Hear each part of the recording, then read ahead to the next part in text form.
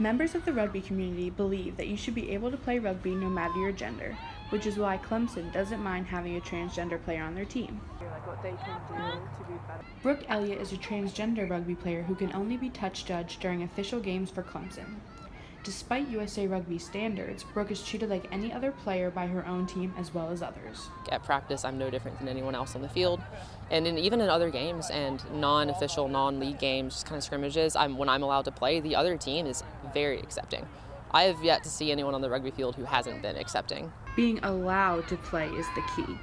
In order to play for a college rugby team, one has to be registered with USA Rugby, who has the final decision on who plays in matches that go towards the team's rankings.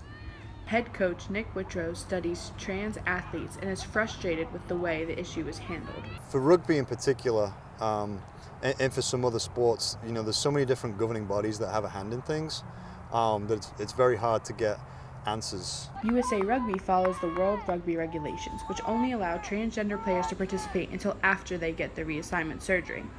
But endocrinologists argue that the only advantage Brooke would have over the other players is if her testosterone level was high, but USA Rugby would still deem her ineligible unless she gets the surgery. Well, why can't I play? My testosterone is probably lower than most people in this field. I have numbers, I have papers to prove that too. If the players have no problem with a trans player on their team and doctors deem it safe, then USA Rugby might be forced to change their regulations. For Carolina News, I'm Kellyanne.